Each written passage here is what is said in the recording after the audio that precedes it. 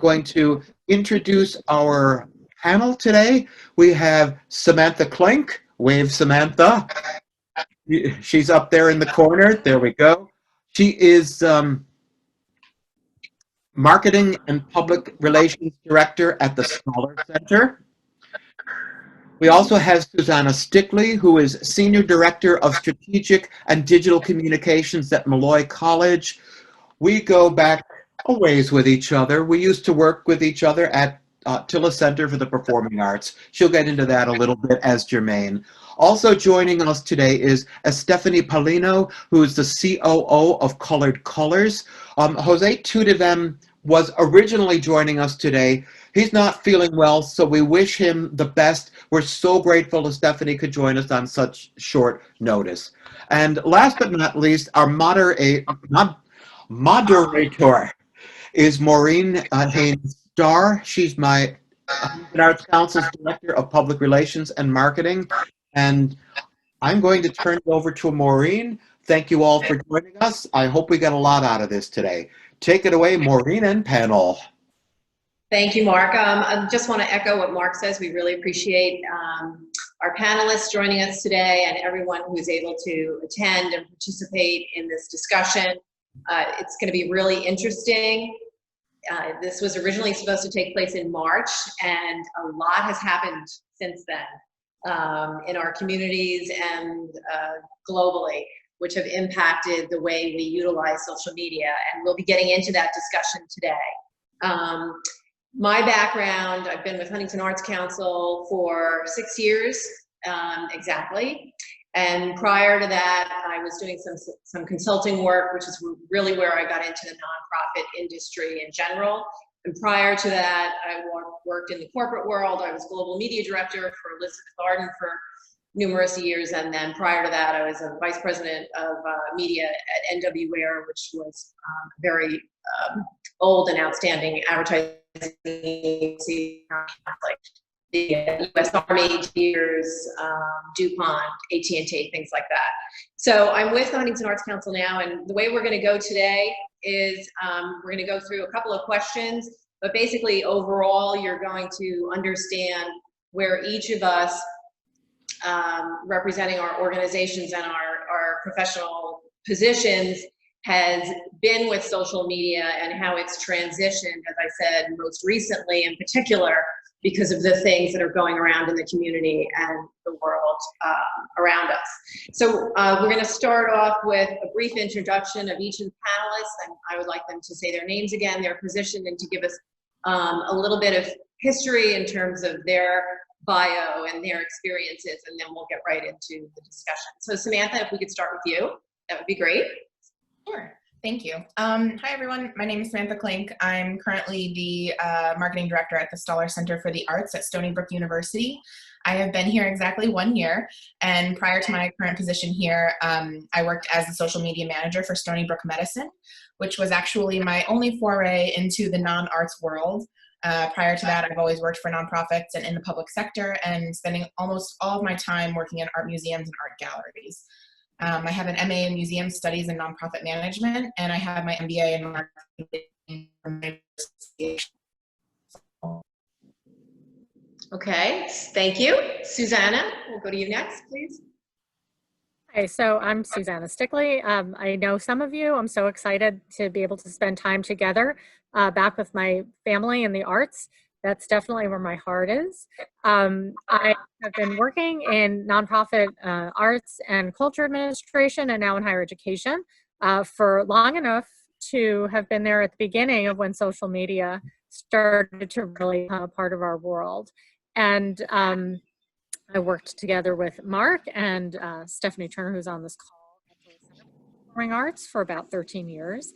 And during that time, you know, we saw social media first come to the fore as a way to tell our story and to get people to behave in the way which we wanted them to, which was buying tickets and attending performances. And I think fast forward to today, social media is constantly evolving. And just over the past 13 weeks, really, we've really seen in the nonprofit side how important it is to look at social media as a tool for dialogue.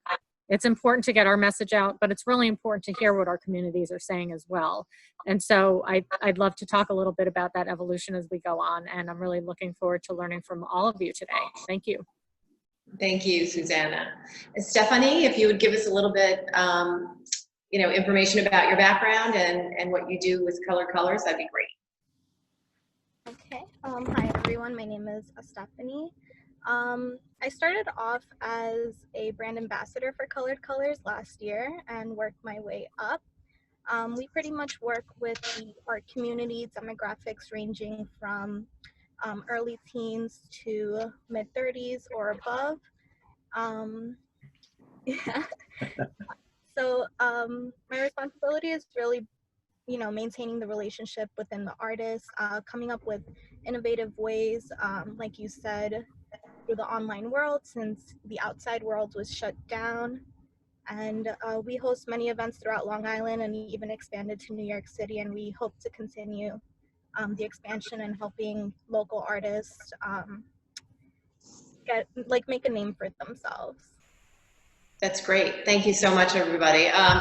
It's really interesting that when we discuss our bios and our backgrounds, one of the things that is very consistent in the communications industry is that there are certain fundamentals that remain in place regardless of the industry. So you'll see that just from hearing our panelists, their backgrounds, that they can have diverse jobs within different industries within communications, the overall umbrella of communications, and there are those fundamentals that we use across the board for that messaging. So what I'd like to start with is just having a brief social media history of where your marketing and communications strategy was historically. And when I say historically, I mean, before March, before the middle of March. And if you could also include a brief statement about the demographic makeup of your audience, because that's really going to be relevant, I think, as we move forward with this conversation, because there are different social media platforms that we use to reach different people. So Samantha, again, if we could start with you, that would be great. Thank you. Sure. Well, it's interesting. I think every nonprofit and museum that I've worked for, I have almost always been the youngest person on the staff, which I think is changing because I'm a little bit older. But anyway, my point is that in any position I've had, immediately they've turned to me to ask questions about social media and communications. And at first I was like, I have an MA in museum studies, and sure, I took some nonprofit management classes through that. But over time, I think a lot of nonprofits did the same thing. I think they turned to their younger staff, and I think that they're still playing a little bit of catch up. I am a little envious of the younger organizations that grew up with social media the way it is now. But I think it's a little bit of a shame that we're still playing catch up, because I think a common discussion for museums and nonprofits and art galleries and art institutions, especially ones that are a little older, is how do we get a younger audience? How are we reaching that younger audience? And I'm not saying that social media is the end all be all to that, but it plays a huge role in engaging with those people that you're trying to your institution. I do think the pandemic woke a lot of people up. With the outside world being shut down, a lot of nonprofits are really now starting to realize, I think they were realizing, but I think this really emphasized the importance of having a good social media presence and what that entails. So for me, as I started to learn about it, I was like, okay, why don't I learn more about this so that everywhere I go, I can actually have some academic background in it, and combining that with my experience, hopefully it'll help me learn a bit more and enhance. So, for me, the most important part has always been for social media to include it in your integrated marketing plan. So it's not an afterthought. It has to be a pillar of your integrated marketing plan, and everybody has to be on board with that message. And you're going to get people saying, I know it's important, and you're going to have to continue telling them how and why it's important until you're blue in the face, because not everyone's going to get it. Maybe not ever. And so I think, you diversify your channels so they're saying the right thing in the right tone to the right audience. But if you're running a campaign and you're putting paid ads out for that campaign, it's in your email, it's on your website, it's on your Google business page, and it's not prevalent on your social media pages, then you're wasting a free and incredibly valuable resource. As far as demographics for the Starr Center, it depends on what you're talking about. So our primary audience, our ticket holders, our patrons are patrons that are 55 and up, ages 55 and up, and they're typically more affluent. And when I started, they said the institution was interested in trying to engage that younger audience. I mean, we're on a university campus and our patrons are 55 and plus. So it's telling you there's a whole bunch of different reasons for that, and you've got to figure out why. Talking about our outreach program, we have an educational outreach program called the Instrument Petting Zoo, and we target parents ages 25 to 40, and we typically try to engage with the moms more. Social media, our pages are different, and I think that's important. I think you need to recognize who's following you where. So on Facebook, it's a lot of our ticket holders and a lot of our returning patrons in that 45, and then there's the potential to reach new patrons, usually around 40 to 55 plus that demographic. They're engaging with us on Facebook mostly. We also use Facebook to target those moms for the Instrument Petting Zoo that I referenced earlier. And then Twitter is a lot of our artist management companies and media outlets. And then if it's Instagram, a majority of our followers and the demographics there are university students, and more specifically, they're the clubs and campuses and organizations on campus that engage with those students. There's a few young parents sprinkled in there as well, and a few community members and alumni. But that being said, part of that integrated marketing plan is that we need to craft our message differently. It needs to say the same thing and work towards the same point, but it needs to be crafted differently for each of those sites, because the audience on Facebook is not going to react the same way to the same thing as our audience on Instagram or Twitter. So I think that answers the question. Yes, yeah, and we certainly at the Arts Council find that also, but I'm going to save some of those comments for a little bit later. The one thing that I would like to say is that I also think that what's going to be interesting and that we've started to see is that platforms that traditionally may have skewed a little bit younger, again, because of what's happened in the last 3 months, there are a lot of different demographics, the older segments in particular, who are utilizing social media in a way that they never anticipated that they would have either. But it's become such a primary form of communication for us. So Susanna, if you'd like to share your response to the initial question and talk about your strategy historically prior to Sure. the last 3 months, that'd be great. Thank you. So right now I am working in the higher education space. We do have a performing arts center at Molloy, the Madison Theater, which is led by Angelo Fabroni, and they have their own channels. So I'm going to speak a little bit more broadly, because I think some of what we're learning as a college is really applicable across the space. So, you know, in 13 weeks, right, everything seems to have changed. We can't really barely remember what we were doing about 13 weeks ago. But, you know, I don't want to repeat what Samantha said. A lot of what she said is really spot on. You know, there has been a tendency for the longest time in the nonprofit space to look at social media as an add-on, an afterthought, something that you kind of throw at your younger staff member, or maybe you have some interns running it. And I'm definitely guilty of having done that in the past. And partially because, you know, we kind of told ourselves, well, you know, they're the young people and they know exactly what's going on in this space. And then also because we really were having a hard time adding it into our integrated plan. It seemed to be free. It's not really free. You know, I know that it seems like it should be free. But if you really want to get the most out of social media, you're putting time into it, you're putting effort into it, you're creating assets sometimes specifically for social media. That requires time and sometimes money. And then, of course, there's the whole advertising. So what we've seen really in our unique college space is that the different platforms are so key because they really do hit different audiences. And while there has been some shift, generally those buckets for us are staying the same. And, you know, the goal of social media accounts, particularly the more complex your organization is very different. You know, we are trying to reach perhaps prospective students and current students on an Instagram page, where we're really reaching out much more effectively to alumni who reach into that older age category on Facebook. LinkedIn is like enormous for us. It may not be enormous for most arts organizations, but I do think it's important to have a presence on LinkedIn because that's a lot of professionals. They skew all age ranges. It's a very interesting place to be.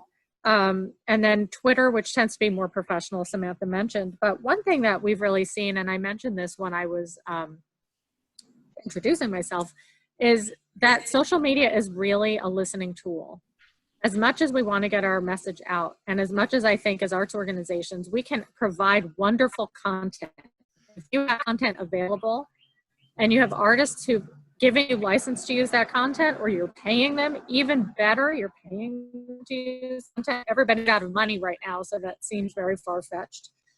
It's so great. It's so important to provide amazing content because people are looking for that. And you can use many different platforms to do that. Facebook Live is great. Facebook streaming is great. Instagram is great. There's so many ways. Streaming platforms, we could have a whole panel on streaming platforms, so I won't even go there. But just as much as it's pushing out, it's listening. And so if it's okay, I'd love to just really talk about how this is my daughter. She really loves it when I'm on Zoom.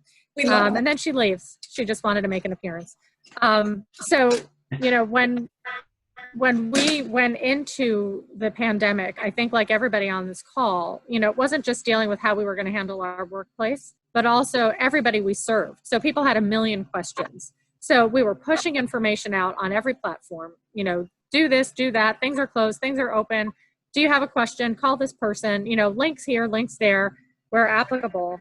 But we started to see, particularly on Instagram, where there was a younger audience, is a lot of feedback. And the feedback wasn't always positive feedback. Sometimes it was a lot of pushback. And that really forced us to sit back and take a look at how we were sending out information and whether it was satisfactory. And sometimes it was not satisfactory because the way we said it was not clear. And sometimes it was not satisfactory because it was what people didn't want to hear.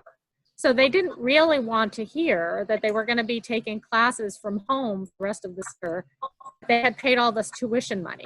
And, you know, maybe your audiences really didn't want to hear that they had paid for all these tickets and you were happily going to refund them when you could in the best way you possibly could. But if they would consider giving your tickets back as a donation, or would they consider giving you, you know, again, we've turned it into a real dialogue point for ourselves, a real learning. We brought that back to our senior administration, who now, in a major, major shift, really understanding that social media is one of the best ways to get a bead on what people are thinking. You know, I think one thing we always challenge in, you know, in any kind of marketing communications role is that we only represent a very small slice of our audience. So I represent a particular demographic, and every person on this call, we're very representative of a particular demographic. Some of us may be similar, so we can speak among ourselves about what we think the audience wants.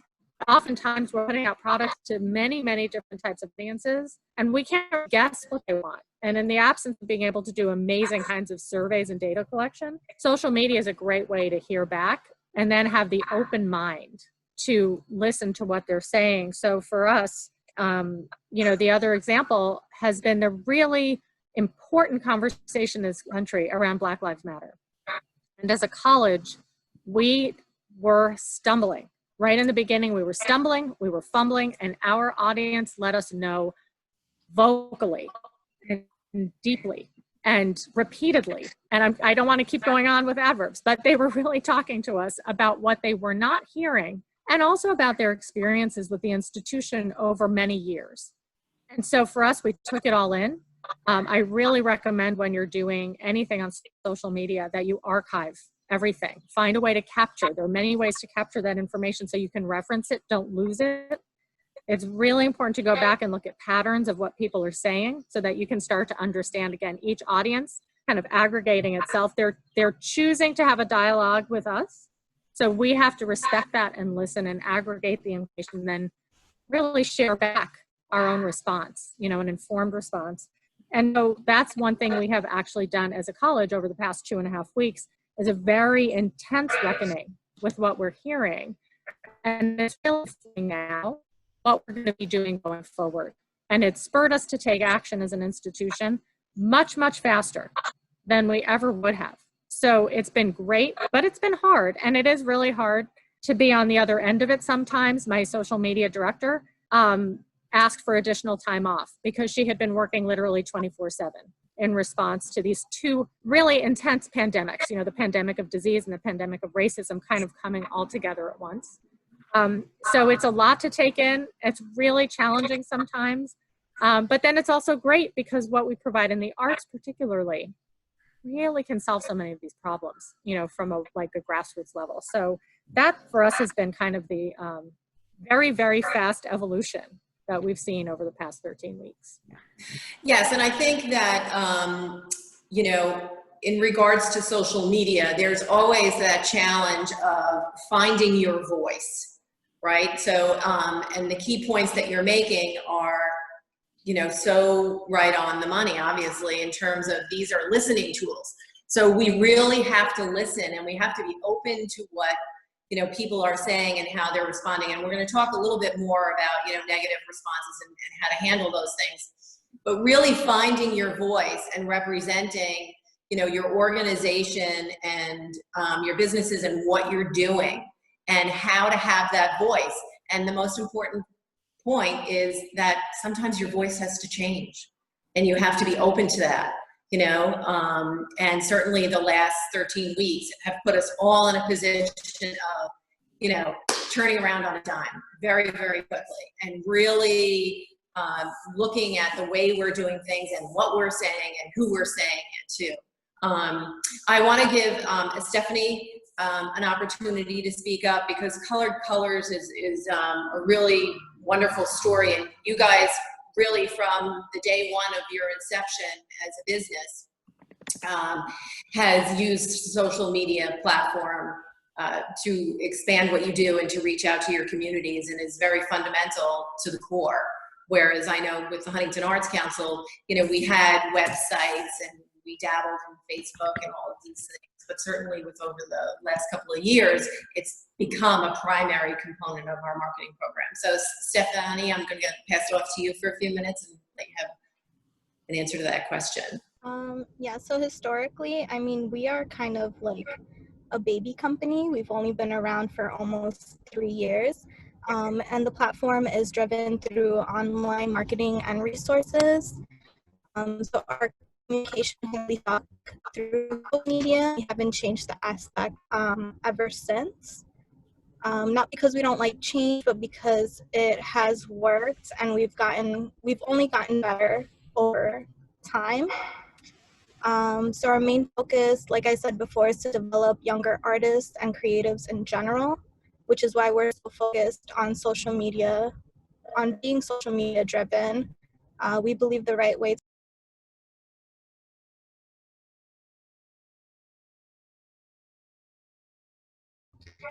but currently we focus on campaigns that are interactive within the world of social media. We started through the midst of COVID-19, we started Instagram Lives. So online-based events, Instagram posts that incorporate our artists, video recaps. So if you go on our page, it's helped us a lot, you know, at partnerships with other art communities based on the fact that we do have these recap videos of our live events, as well as the actual pictures, so you kind of get a feeling as to what we do in person. So you're finding that Facebook is bringing in a different audience for you? Yeah, like an older audience. Yeah. So we just recently started using Facebook. Instagram has been our main platform, and it has worked for us within the last year. But Facebook, I actually introduced the idea to put upcoming events, because we do our tickets through Eventbrite when we do have like in-person events. So I do see that it is very helpful when someone is looking to see what they want to do for the weekend. You go on Facebook and you hit events, everything local to you will pop up. So as long as we have a good marketing picture on there, that'll grab someone's attention, and we can get a variety of a crowd. Right, so you did say that Instagram was your primary platform that you have been using since the inception. You've incorporated Facebook. Are there any other platforms that you're finding are working well with your strategy right now? And if so, which ones would those be? Do you utilize Twitter at all, or? No, so I did bring that up to Jose actually, because I am seeing a larger engagement in Twitter, especially with, COVID-19 and also the Black Lives Matter movement. So a lot of people are engaging and actually putting out like current information on Twitter before it gets onto Instagram or Facebook. So that's something that it's in the works and something we're discussing. So hopefully, soon enough we'll have a Twitter account as well. But primarily everything is pretty much Instagram based. And one of the reasons is because Facebook bought out Instagram back in 2012 for $1 billion. So they knew it was a platform to look for. And I know your website, you have a wonderful gallery of, your events and videos and things like that. So obviously video and YouTube are good resources to sort of catalog things, because I know we've started to do that also. Within the last year or so, we started to incorporate videos on Facebook, and we were like, the engagement was really, really strong. So, these are visual opportunities to be able to communicate what we do in a lot of different ways. Samantha, which platforms in order of priority are you using, or is it a combination of several? Again, the Arts Council is similar in that our demographic span is pretty wide. We looked to start trying to reach younger audiences over the last couple of years, but we have an older constituency that we would never want to negate or push away in any way. And so we're using all of those different platforms right now. And, we do format things a little differently. I'd also want everyone to touch on the branding piece of it in terms of your messaging when you talk about the platforms that you're using, because it's very important for people to visually recognize who this message is coming from and how you work that through also. Samantha, if you'd like to start with that. Sure, yeah. I want to echo what you said about, not disregarding that audience that you already have. That audience of ours is our bread and butter. They are important to us. They are essential to us. Without them, we would not be here. So us, because that is our biggest demographic, Facebook is still the most successful for us. And that's in two ways. One, in connecting with our patrons who come to like every show that we have, and two, in finding patrons who maybe have come to a show before, they've heard of us before. So I think for us, Facebook is definitely still the primary tool. And I also think that part of that reason is because Facebook is better at at listening to that audience. They know. At first, Facebook didn't realize that was who their audience was. It took them a little time to catch up, and then they saw, oh, here's what our audience is now. It looks a little different than what it did, when it first started. So they're getting better at listening and meeting the needs of that audience. So actually, I've noticed if you haven't gone to Facebook recently, you can actually look up Facebook businesses nearby, and they've updated this and added this feature since COVID. And if your company isn't showing up on there, then that's a huge issue, I think, right now, because it's so simple and it shows a lot more details about your business and what it's doing than a Google search does. So Facebook essentially has that Google Maps feature. Like if you go onto Google and say things to do near me this weekend, it'll pop up with restaurants or events or whatever's going on. Well, Facebook has that now. And what's important about that is that it shows which businesses near you are open, and you can filter it by what type of business. If you're looking for a restaurant, a bar, a theater, a hair salon, a place to get your hair done. So Facebook listened and they got on that real fast, and it's definitely a more comprehensive search than what Google provides, because maybe not more comprehensive, but it's easier to see and it's all in one place. And in addition to that, you can also see posts. So it filters it so it sees posts from the businesses that are open near you, regardless of what the business is, and then you can filter it from there.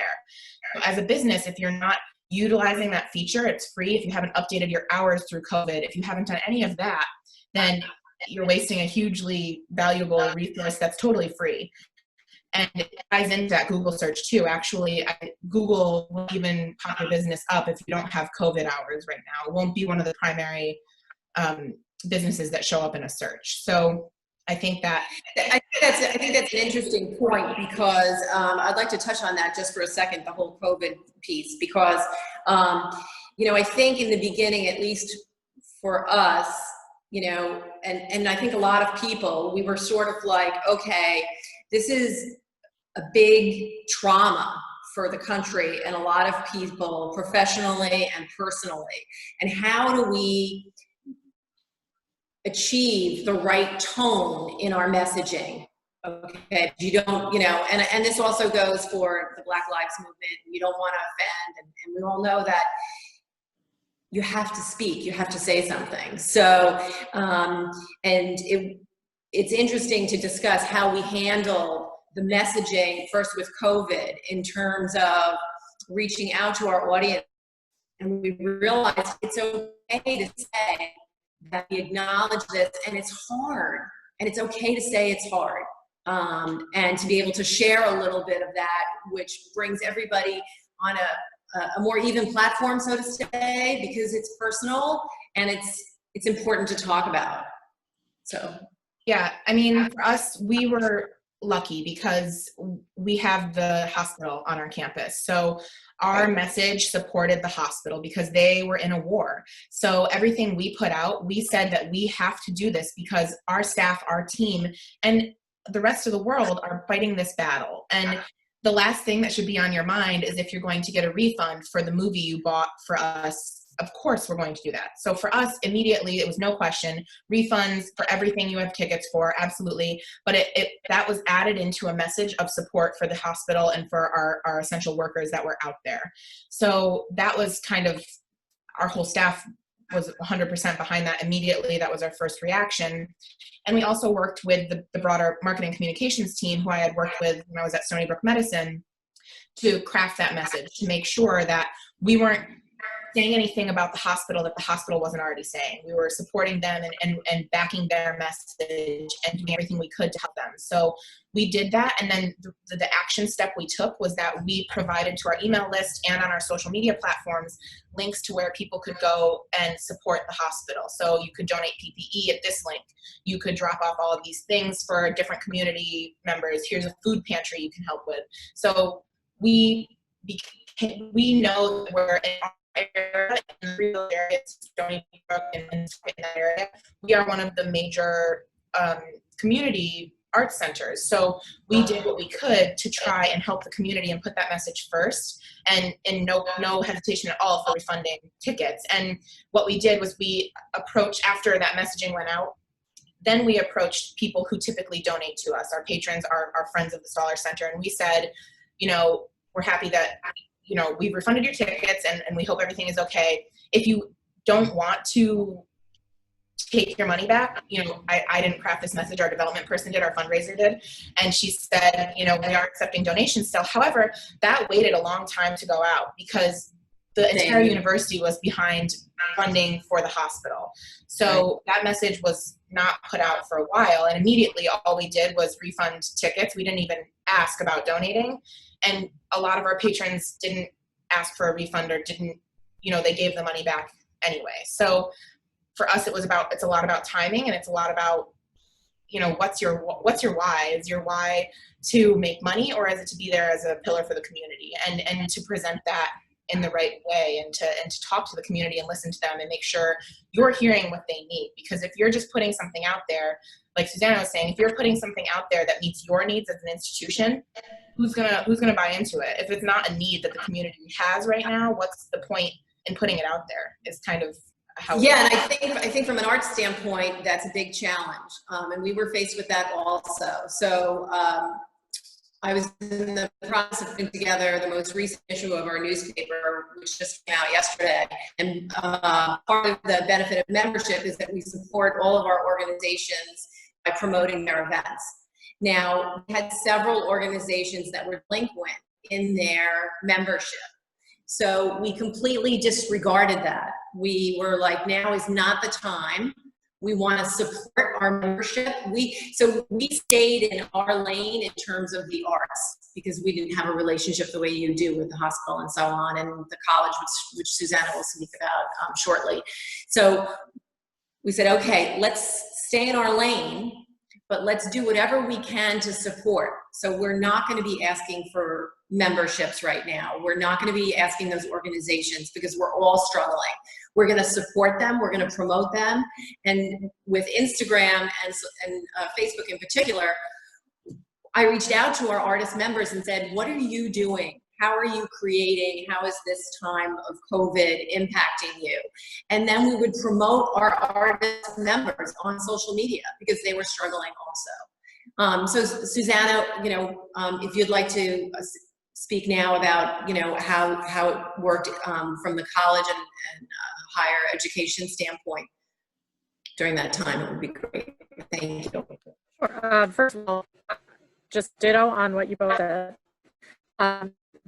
Actually, very robust nursing. So for the college, we were really trying to support not only our nurses, but we have music therapists, physical therapists, respiratory therapists. So there were a lot of members of our community who are still out there on the front lines fighting really hard. And, really acknowledging that our main role, in addition to providing information for our constituents, was to provide support for our constituents. And, I think in the arts, one thing I really learned so early on is that, this is a lifelong relationship. So, when, you have a family come in and they bring their children, you're hopefully at the beginning of the relationship to the point that they are your older patrons, your stable patrons who have money and time and, are ready to just enjoy the arts, as opposed to family who may or may not come because there's nap time and soccer and, all kinds of other things that are pulling at them. So sorry for the truck in the background. This is really outside. This is my office, my summer office. It's my backyard. So, but one thing about branding and messaging, it is so platform specific. So you have to really just stay true to your core mission. And that's just the bottom line. When you're reaching different people, what a college says on LinkedIn is different from what the college is going to put out on Instagram, because you're really trying to reach different people for different reasons, and it may seem like very united, like, oh, my goal is to get people to my gallery, or my goal is, in this case right now, to get people to continue looking at my Instagram account so they can see the artwork that's being created or know that we have an upcoming live event. But, really every platform, because you're reaching different people, you have a slightly different message. So it's a lot about authenticity and staying true to your voice. But on the listening side, understanding when your voice has been tone deaf. If you're tone deaf, you really have to be able to acknowledge it. And I don't mean this in a horrible way. Sometimes things are just changing so fast that, social media is just where it all comes out, and people are very reactionary. So we have to really just not be reactionary, but react when it's appropriate, and then really try to think differently. It's always like about changing mindset. I think that's the challenge with social, is that it's one of the reasons we like love and hate it personally, right? Like you get on social media sometimes as a person and you're like, oh, this is so great. And, I have like a very curated, I think probably like many of you, set of personal feeds, right? So who I follow on Instagram and who I follow on Twitter, and they're all very, very devised. So I get certain things out of it. But sometimes I get on and it's just depressing. It's either depressing because everyone's having fun and I'm not, or it's depressing because the world is really overwhelming and I'm not in a really good space to handle it. So, just like it is for us as people, that's how it is institutionally. We have to take in, understand the space we're in, and then also realize that this is a moment. Sometimes, when we're out there, we're giving people a moment. They're reacting in the moment. So in terms of that back and forth dialogue, but I think the really important thing to do in this case, no matter what, is like, we're using the term stay in your lane, or know when to speak and when not to speak.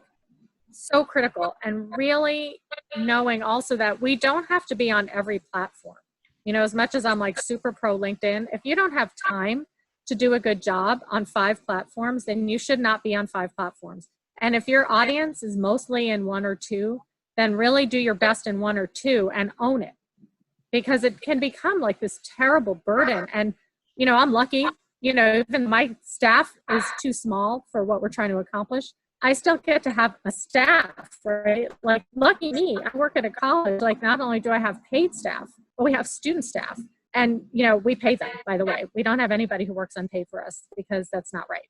And, all, giving people experience aside, as much as you can really value somebody's time, it's so important.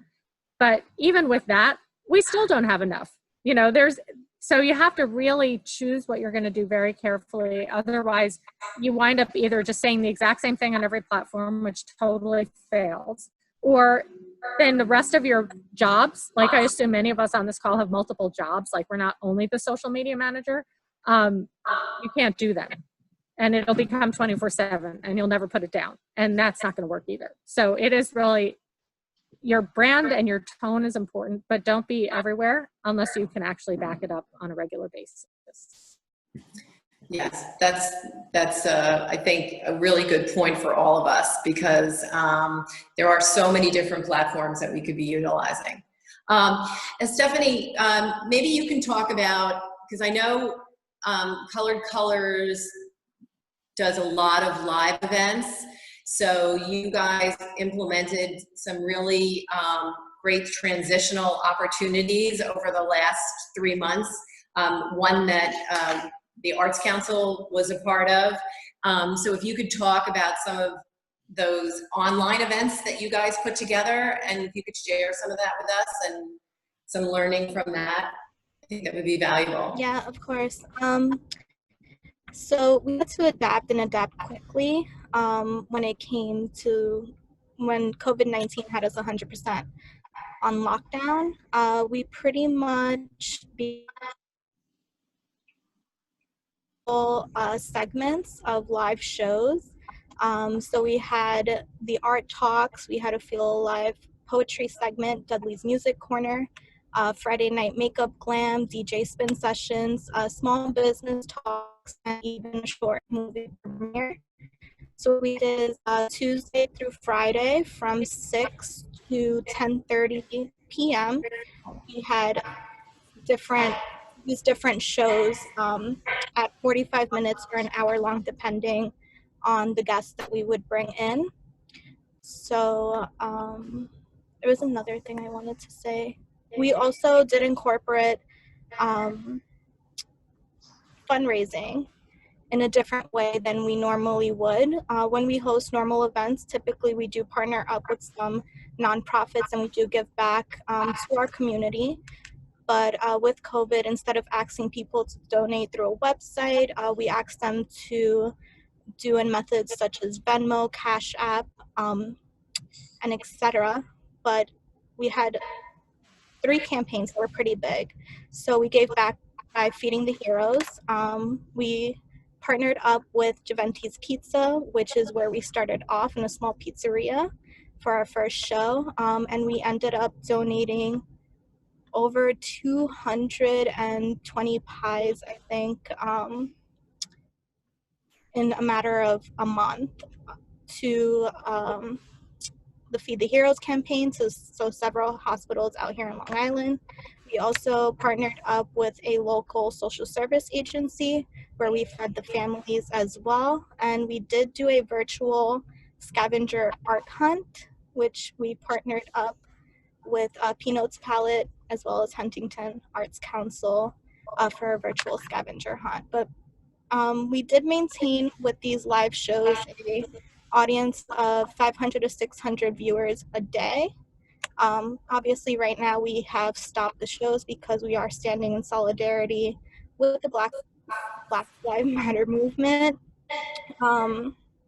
We are trying to inform our platform, but also give them information on where to donate, how to get involved, and so on and so forth. Thank you. I have a question. Does anybody, any of the panelists, so do you guys use traditional e-blasts? I know the Huntington Arts Council has always used them, and we found that our open rate with the e-blasts over the last couple of months just went through the roof. And we found that, you know, that's sort of a very traditional way of communicating, but the tone of the content was much more personal and conversational, as opposed to, you know, here's the next edition, here's the next exhibition, da-da-da-da-da. It was more about, you know, we're here, we're adjusting just like you are, and, you know, we would incorporate information about the organization and the work that we were doing, but it was softer, it was more personal. So I'm wondering, you know, if you have continued to use that or added that platform as part of your communication also. Susanna?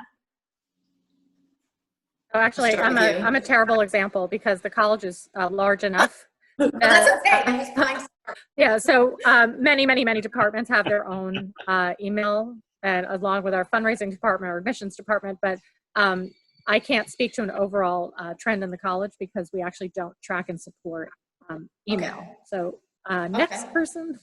Well, but that's equally important for us to know, because, you know, I mean, it's a different sort of genre of organization, you know. I mean, it's higher education versus, you know, we're strictly very much arts. And so Samantha, what about you guys? Definitely. Actually, I'm really glad you brought up email, because that was going to be, email pops up in a lot of my notes. I like to think of social media is critical for listening, as Susanna and I both said. It's critical for making those first impressions, but social media is rented property. You don't own those followers. They can follow and unfollow you at any point. And as much as you think you put your post out and 80% of your followers or whatever it is you're hoping for are seeing it, they're not. They might not. It might be 12%. It might be no one sees it, depending on your algorithm, depending how often you're posting. So for me, trying to get leads and conversions from social into an actual email is the most important thing, because your email list is owned. They're your emails, and they can unsubscribe. But this is my favorite question to ask. How many times have you received an email or insert store name where you shop here and deleted it immediately? Right? You're not getting success from that. But how many times have you unsubscribed from it? Right. My husband's neurotic. He unsubscribes from emails every month. So there's definitely people out there, right? Right. So I always try to do what I can to find those people who are interested in engaging with us on social and make those connection. How are we going to get them into email? So for us, we actually we always need campaign out there. That's my goal, is to always have something that we can offer for free, and not something like totally random. So for May, what we started doing, you know, we tried to give it a little bit of time, let people catch their breath a little bit, because I think what you saw on social and everywhere was a lot of places were like, we have to let people know we're still here. We're going to put all this content out there. We're available. Look at what we're doing. And I think that's totally reasonable, because if you think about the people behind it, they're panicking too. Are we going to have a job if we're not doing something? So that's totally understandable. And we did that too. We put out our educational content, reminded everyone of it. And that's hard to do, or hard to stop when everybody was in this panic mode. There was no rule book on how to do this. So, you know, after we kind of calmed down and took a breath, we thought, what is the thing? You have to look at your institution and you have to say, what is the thing that we do best? Is it what we love the most? Is it, you know, what is that thing that our patrons love the most? What is it that we do best? So for us, it was live performance, live season shows. And we can't really do that to the degree that we should to give it what it is on social. So what is the other thing that we do? And for us, it's our film festival. And we have a film festival in every July. It's independent filmmakers from all over the world. It's 10 days long. And it brings in about 10,000 people over those 10 days. So it's massive for us. And we looked at our archive of films from past festivals and we said, okay, what can we offer people from these? We had to get directors and filmmakers on board, and we did that. So in May, we started offering short films from past festivals, all independent films that you could subscribe to online for free. So we would put a couple teasers out there, and on social we'd engage people and say, did you like this film? If we got a response, we'd go in and we'd say, okay, great, sign up and get more free films here. So since May 15th, it's now June 16th, 1 month exactly, we have over 1,000 new email subscriptions, which is that's great. Massive for us. That's massive. Great. So that, and about 17 have unsubscribed. So there's my husband. No. But you know, I think email is super important. I think you're right. The tone mattered too, because full disclosure, we had, I think like a lot of places, a really in-depth, personal, emotional conversation on Blackout Tuesday. And in the music industry, it was the show must be paused. And I have to tell you, I sent emails and I was in the staff meeting, and thinking about it now makes me so upset, because I was so passionate about it. And I thought, if 95% of the music industry is saying the show must be paused, and if we're not making a statement on it, that's a statement. Like, we have to do something. So, you know, it was like a university.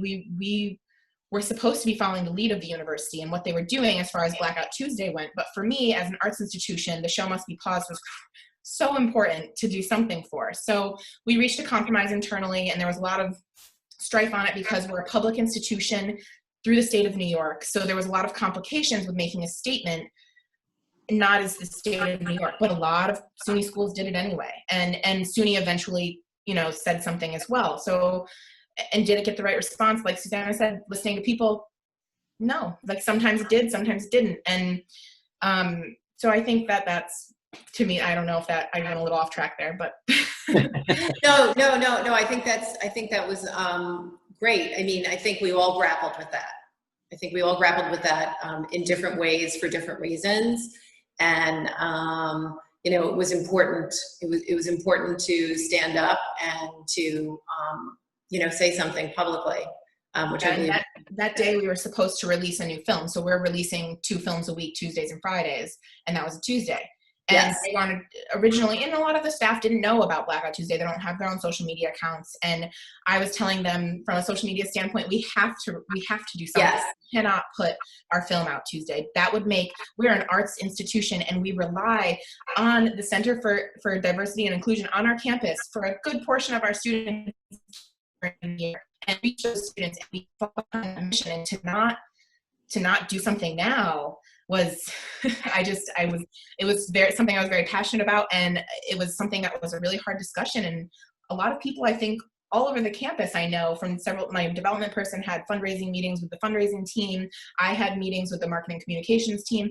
Everybody was upset and crying and arguing their points and how do they do it and do it the right way. And I think that the importance of that was those conversations. I think those conversations mattered and helped tremendously, and people who weren't paying attention were awake now for a minute, at least for a minute, hopefully. But and that was really a big part of what that day was about, was to get the conversation going on every level, right? Mm-hmm. Stephanie, I'm just going to check in with you quickly in terms of just going back to the email situation. If we can just touch on that with colored colors and whether or not that's a vehicle that you guys use on a regular basis. And then we can switch gears and talk a little bit more about how we judge the success or failure of particular things that we do on social media, because I think that's really important also. So do you guys use email traditionally? So we do not. Our email is based on submissions and to keep an open communication during the open call and finalizing these docu-signs. I'm sorry, I blinked for a moment. That's okay. So we are not a good example when it comes to emails, but just based on what Samantha said, I think it'll be something that, you know, I can bring up to Jose and see if we can start a broader audience. You probably get a lot of messages just through DMs on Instagram, right? So you're engaging those conversations in a very personal way. Right. Right, like on a one-on-one basis. And yeah, that seems to be working really well for you also. Yeah, our DMs. We also do these group chats based on whatever events, like different group chats. So we have one for the artists, the vendors, and the musicians. Mm-hmm. So we kind of like check in from time to time if we're doing something new or you know, we want to hear their opinion or their voice on a certain subject matter. We do message them privately or through the group chat, and kind of we have like that more personal connection with them as opposed to just sending out these emails. I personally am the type of person that if I get a blast email, I do delete or unsubscribe if it's not something that, you know, matters to me, as for like not to bash on Cap or like, you know, Express or any of those stores and these sales. They're just going in the delete. Well, and I think that that's a very important part of the conversation, and it really just leads back to, you know, the overall structure of what we're talking about is that, you know, different audiences are going to respond in different ways to different platforms. And how do we, and that leads into the next question, which is, you know, how do you determine the success or the failure of what you're doing overall, but also on specific platforms? You know, a lot of us use very quantitative, established information like analytics, but also with social media, and then particularly under these circumstances where we're talking about very personal and more emotional issues right now, you have to be intuitive about that, and you have to, as Samantha had said, sometimes you have to have that conversation internally to figure out. Stephanie, if you can talk a little bit about how, and you started to with engaging through DMs, and how you determine the success of the different programs that you're doing, and how you've incorporated that information to make changes with some of the stuff that you guys have done. So of course, you know, with social media, we do check our analytics, but this is more to see the audience and that we are reaching, to see where we can improve in that. We're huge on marketing, that we reach, so that we can reach the right audience, and we also invest heavily in marketing, making sure the posts are pushed out to others that aren't in our networks. Of course, with measurements like likes, this doesn't help us because we are always pushing for more. But I want to say that our main source of success has been seeing our audience share our posts or repost pictures of the event. So it's not only on our platform, but it's now on their page with their audience, bringing attention to the company and, you know, bringing interest to other artists that may want to get involved in a future event or even through our live shows. So there has really been, that's where our draw of success has really come from, and our strategy has worked in form of, you know, our main goal is organic growth. So we do try to keep that relationship with the community and for the community, but we are also very big on, you know, partnering up with local businesses as well to bring them revenue. So it's surprising to know that, you know, we started in a small pizzeria 3 years ago, and then from there our social media strategy has led us to places that we never imagined, and even being here with all of you, like, this is a big honor for me. Well, I mean, I think that what you guys have done is really a testament to the importance of relationships at its core. Yeah. Susanna, would you like to share with us sort of the what you guys utilize to determine success? So we have, you know, a lot of tools at our disposal. I think, like you mentioned, Maureen, and also as Stephanie, that, you know, we're looking at our analytics all the time. We do a lot of data capture. We use a program called Sprout because, again, as a larger institution, we have the ability to put some money behind some of this, and it's really important for us because there's a tremendous amount of money being spent in all these arenas. So, you know, but the interesting thing is how we define success really on the ground with our social, as opposed to how maybe our senior administration defines success can sometimes be different. So that's been a lot of dialogue and education back and forth. And I also am constantly learning. A lot of it is about the engagement. So, you know, beyond people just liking or reacting, I'll just call it reacting, right? Everybody reacts, you know, or some subset of people react. But the sharing, and again, we've seen sharing in all kinds of directions. So sometimes our content is shared in a really positive way, and sometimes our content is shared in a less than positive way. And so we have to be open and aware of that. We do run a lot of paid campaigns, and we have an agency that runs our larger paid campaigns, so where you'll see a really big spend, and those are for lead generation. And those are fairly easy to gauge, because what we see is while there is a lot of liking of paid content, there's definitely an authenticity issue. So not only in terms of the audience not then taking the action, which is you want them to inquire, you know, take that next step, but oftentimes there's reaction coming from bots and fake accounts. So that's a really interesting thing, and we don't have to go down that road today, but it's a really interesting side part of all digital communication is that there's a lot of other stuff going on out there, and there's a lot of noise. But for us, really the most important is engagement. So we're very fortunate in that we have a net gain in relationships, whether it's followers, likes, however you measure in different platforms. We do have a net gain every year, but also the activity level continues to increase. And so for us, the more that we seem to be in dialogue or in the consciousness, we get DMs all the time. But again, it's, in the industry we're in, sometimes it's just because it's the fastest way for our younger audience to be in touch with us. And so they're using that for maybe different purposes sometimes. So I hope that's helpful in terms of answering that question. Yes, thank you. Samantha?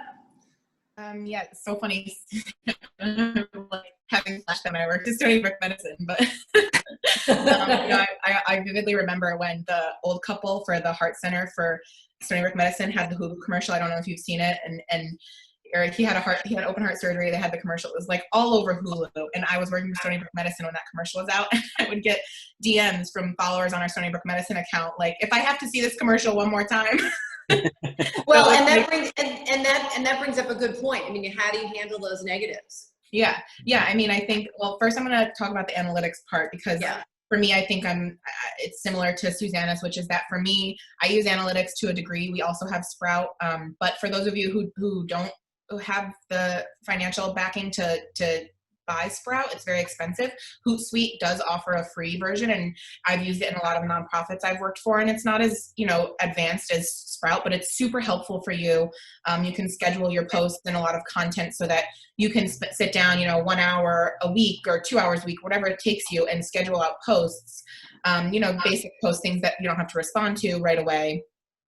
Or maybe not there, you're not responding to comments on there, but things that you can get out and save yourself a little bit of time. So if you haven't explored it before and you're on here, I definitely recommend just downloading the Hootsuite free version and play around with it and see how much time it could save you, because I think it's tremendously helpful. But anyway, for analytics, I also look at engagement, and I like to sit and see, like, okay, we got the most engagement from this post. Why? Was it the content itself? Was it because it was something that was easily debatable? Was it, I like to look at that kind of thing, but I also don't like to drive myself crazy with it because I am a marketing team of one. So for me, like we talked about over and over again, listening is more important for me. So I like to see who are our top followers and what are they talking about and posting? What are they commenting on? Not just on our page, but on their pages. What do they look at? What are they saying? Because if they're our top followers and we're not fitting into part of what they're interested in. I'm not saying to meld your mission and who you are after what they're saying. Sorry, Nancy, I see your question. It's called Hootsuite, HOOTSUITE. I'll type it in. There's also, I'm sorry to interrupt. No. We've used Hootsuite, and currently we switched over to Later, Later. And I believe they have a free trial available also. So yeah, there's a ton out there, like just whatever you prefer, just give it a go if you haven't tried it before. And yeah, you can pre-schedule through Facebook and other accounts now too. So if you haven't tried it before, definitely just give it a try, because it'll save you a lot of time and hopefully help you stay a little bit more sane. And it gives you the opportunity to have exposure over the weekend in case you actually need to take a day off. Yes, or at night, you see those times that are best engaging, like 7 or 8 p.m. and you don't want to sit down and write that. You can schedule it to go at that time. So if you don't know about that and you're not using it, I definitely encourage you, because I know a lot of the nonprofit world, they don't know about it, and it's tremendously helpful, especially when in the nonprofit world you're wearing 17 hats. So that's one thing. But as far as engagement analytics go, I use analytics. I rely on analytics for paid advertisement and to see which ads are more successful with the split testing, especially. So if you haven't tried it and you are spending money on your Facebook ad, I recommend you give split testing a chance. It sounds scary at first, but it's really easy to walk you through it. And you can choose to put 2 ads out at the same time, and you can put a photo on one and a video on the other with the same caption, and you can see after however much time which one performs better. And then, you know, that's something that's been tremendously helpful to me. You can also do the same photo and change the captions and see which one better. So if you're already spending money on your Facebook advertisements, even if you don't have the money to outsource to an outside company and you're spending $100 or something, why not maximize that $100 as much as you can and try the split test? And then the other thing, you know, like I said, it's back to the listening for the organic content and paying attention to what your organic followers are saying and doing, and also engaging with them back. So that's something a lot of really, really successful, and I mean, it's up to you, but on your personal Instagram accounts, you should follow some top influencers, either in your field or whatever field you're interested in. So I also work for a gym outside, just as a personal interest of mine. I've always been a weightlifter, so I work for them. So on my personal Instagram, I follow a lot of personal training accounts, and her training has down.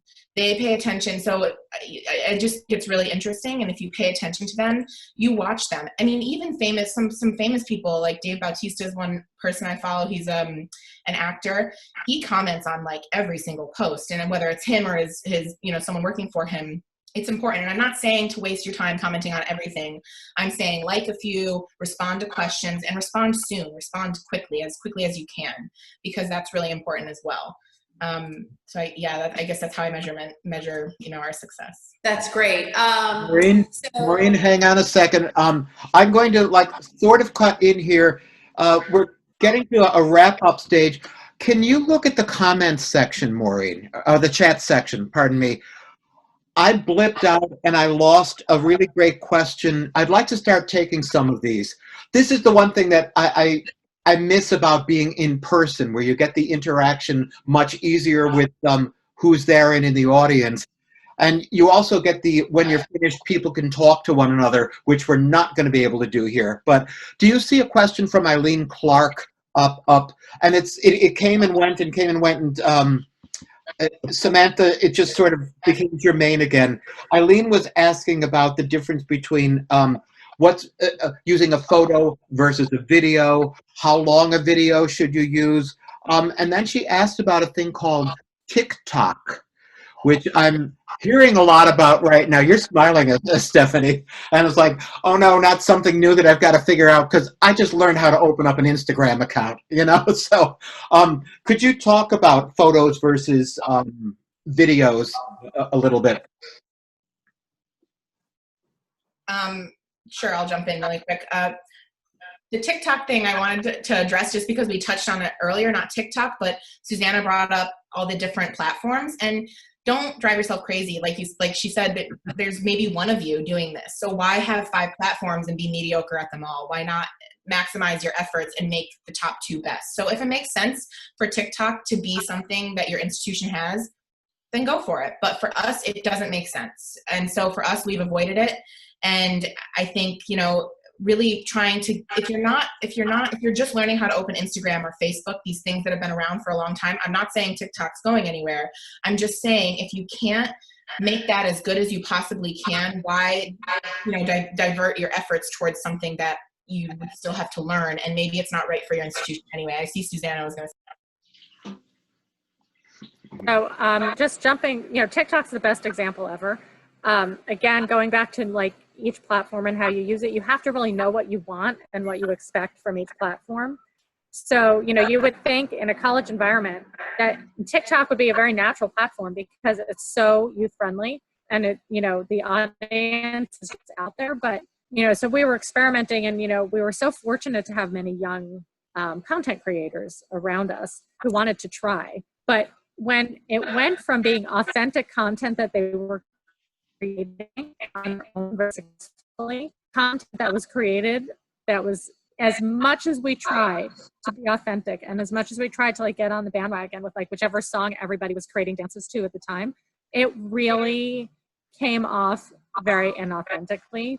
And, you know, we have, you know, some very vocal critics who are in the right age group for that particular platform. And their response was, oh my God, this is so cringe. So we have to really be mindful about jumping on platforms and knowing what we want out of them. And if you have someone who's like just really great at this stuff and they just pick it up for fun, that's awesome. Like I always say, just go for it and try. But like as Samantha pointed out, like really know what you're doing and why. And if you have to limit your resources, focus on something you can be great at rather than feeling pressure to jump on a new bandwagon. Yeah, and TikTok followers will call you out faster than anyone else. So Yeah. that's Yeah. why I hesitate to jump in unless you're like really have your stuff down for that. Stephanie, have you guys used it at all with Colored Colors? Have you guys ventured into TikTok with what you're doing? Not at all. Like I said before, our main platform is Instagram. Yeah. Like that's what works for us. Yeah. But what I have noticed is that our local musicians, they do put out, snippets of their songs and have their audience create a challenge. So we can utilize TikTok by, sharing these dance challenges or music challenges. But as far as the company, our team, I do not see us ever engaging on TikTok. Yeah. As far as That's a great point. Like for us, the arts center, like don't care about big names. Let them use it if they're going to work for you and they put it out there. That's a great point, Stephanie, because they know what they're doing. They have a team that's much bigger than ours that can manage it. And if you can get a little chirp in there from them, that's great. They're doing the work for you. Okay. exactly. And I've noticed that even artists, it's a 60-second clip or shorter. So even artists will do like these 60-second clips where they start off. It's kind of like live painting in a way, but they'll start from start to finish, and then they'll expose these pieces. And they could get some clientele based on TikTok. But I think sharing their platform as opposed to actually becoming a part of TikTok is more effective in that sense. And would you guys just quickly address still photos versus video? Have any comments you want to make on that? When do you use a video versus a still photo, et cetera? I was actually typing up that question response before you mentioned it. So we have found that both are very effective. You want to keep the video at a minute length as a recap video, because anything longer will, take attention out of the message you're trying to portray. So with Colored Colors specifically, we do an open call. We book the event or get the artists and musicians and vendors. And then we do a snippet video where we present the location, what type of event it'll be, and what to expect. And then after that, we do the still photos and the recap videos. And anybody that goes on our page, on our Instagram page, you can kind of get a feel of what it would be like to come to one of our events. So I think utilizing both still photos and videos is very important. Yeah, I think that's a really good answer to it. And I think like people debate on the length, but I agree definitely no more than a minute. For me, our institution and our team, we make commercials, and most of them are 15 seconds or 30 seconds that we put on TV. But what happens is, like with our movies, a lot of the filmmakers send us their previews, right? And then some of our team wants us to use the whole previews. So what I do is we have a YouTube channel too, and we'll put the whole preview on our YouTube channel, but we'll make snippets that are up to 30 seconds, usually 15 even, that we'll put out there. And then we use the artwork from the cover of the films or whatever the artwork is that the agent sends us for the live performer that's coming, and we'll post that and mix it in. So I don't think there's a hard and fast rule. I think you have to have that mix. And for me, like with the paid ads, that's why I like to test if the video or the still for that event worked better. And I test it with everyone I run.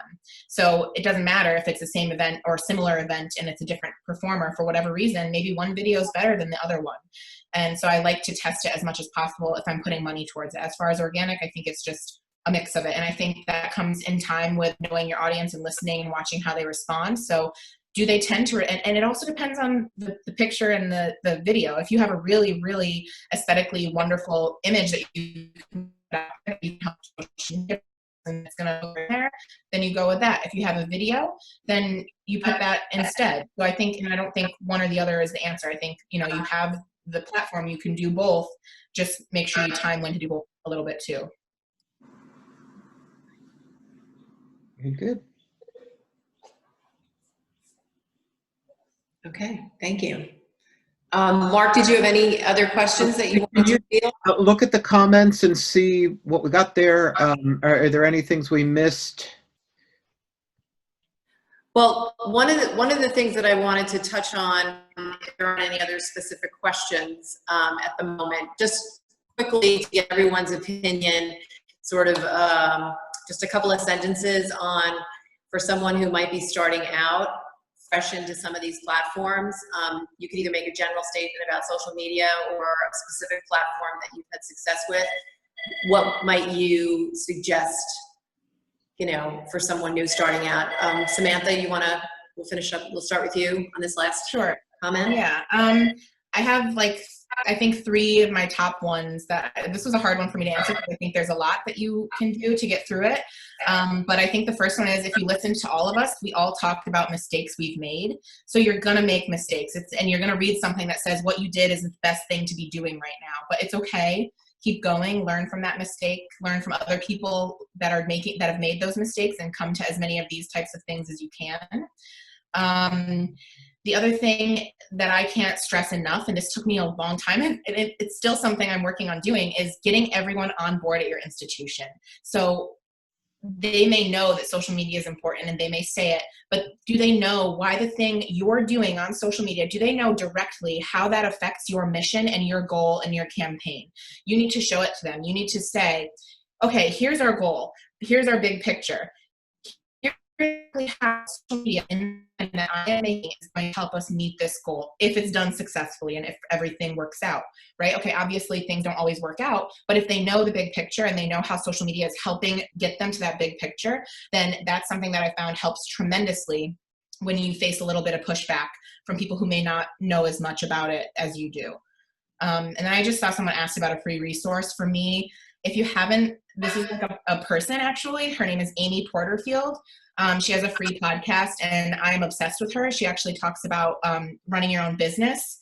And even though it's for people who are starting their own businesses, she brings in marketing experts, social media experts from all over the world, and they're free. It's an online podcast.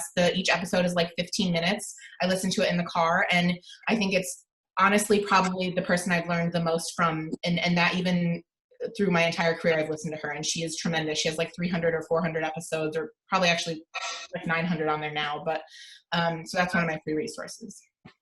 That's great. Thank you.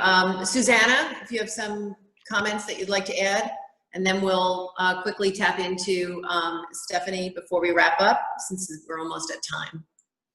I really want to echo what Samantha said.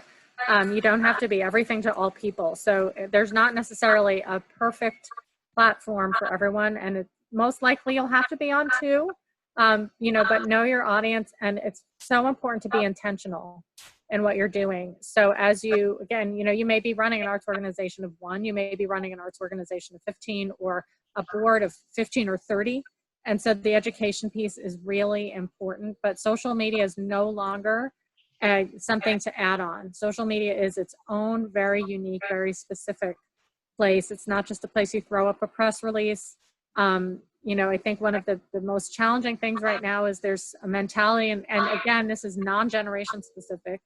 I've seen it with staff members of all ages at the institution I currently work for.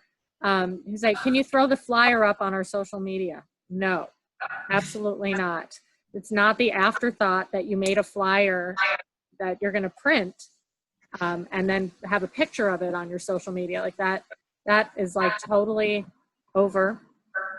I think really get to know the platforms you choose and how they work, so that you understand that Instagram does not allow you to have links on anything. You have to have a link in your bio. So, really know that whatever you're saying has to be very thoughtful, and that the image has to really draw people in. So, it sounds like a lot of warnings, but I think it's just being intentional, knowing your platform, be really mindful of accessibility. We didn't talk about that today, but you know, we all have audiences of all ages and all ability levels. So you may have audiences who may have issues and they use a screen reader. They may not be able to see everything you're posting. So be thoughtful about, you know, and screen reader. And all these platforms provide you with tools on doing that. So that's probably just a whole nother conversation. So I'm setting up for next year, Mark, with, you know, your next round of dialogues. You know, but that's critical. And I echo Samantha, free, don't worry about it. Hootsuite, great, use that, that's free, but really find a couple of great podcasts or great people to follow. For me, my favorite, who I always promote, and a couple of my friends who are on this call, Donna Walker-Kuhn with Walker Arts International, does unbelievable work in the diversity, equity, and inclusion space in the arts. And she is somebody to follow because you will learn enormous amounts and you will be exposed to people who can really bring that really to the forefront. Okay. Thank you. Susanna, would you type her name into the comments section? Just, yeah, thank you. Stephanie, do you have anything that you'd like to add before we wrap it up, just in terms of a pointer or two for people just getting into this? Yeah, so, you know, talking to Jose, he was like, you know, shoot us an email and we can get the ball rolling. But on a serious note, we do, you know, like to communicate and take notes from our peers. So that's one thing that, you know, you want to expand your network and also learn from people who have been.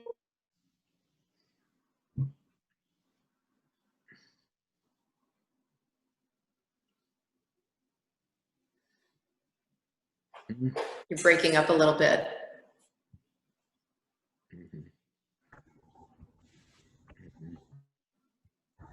Yeah, your audio broke up a little bit, but I think the comment about sharing with your peers, you know, and working together to, you know, see what's worked and what hasn't worked is really good advice. Okay. Thank you. And also, I'm sorry, I just have a few more things to add. So investing in your social media, highlight. So if you don't invest into it, your time, your money, it won't grow. You'll just stay stuck. But also, you know, maintain your authenticity, your creativeness. There is nothing worse than a boring flyer on Instagram, to piggyback from Susanna. So we have, you know, you want to transition from a standalone flyer to move her study, reading a book, or with people who are ahead of you to get that feedback. Okay. That's great. Thank you. Okay. I think I'm going to jump in here as the boss and the host. It's my job to keep time on these things, and we've just about run out. I want to thank everyone for doing this. We were up to 27 participants, which is, I think, a really good number for us. And thank you all for doing this. Hopefully this is recorded and we can put this out there. We're getting good at these things. I leave it to Maureen and Kieran Johnson to do these things because they're much more well-versed on this than I am. But I want to thank Maureen for moderating for us, our panelists, Stephanie Clink, Susanna Stickley, and Stephanie Paulino. Thank you especially, Stephanie, for jumping in very quickly to help us out here. This is great. Yes, we will probably schedule another similarly type thing. I mean, this social media is just blowing up. In 6 months, even if we asked the same questions, we would probably have totally different answers. So we will schedule something further out on this as well. And just personally, I really like that so many of you have engaged. This is a great way for us. Zoom is like an experiment for us, like it's an experiment for a lot of you. So we're learning. The nice thing about this is the rules are not written yet. So we're kind of creating the rules on all of this sort of thing as we're doing these. So thank you for helping us create some more rules on this. Thank you all very much. I wish we had we were in the room now so that people could talk to one another personally. I miss that, and I look forward to when we can get back together in person. But this is pretty good in the meantime. Thank you all very much. Thank you, everyone.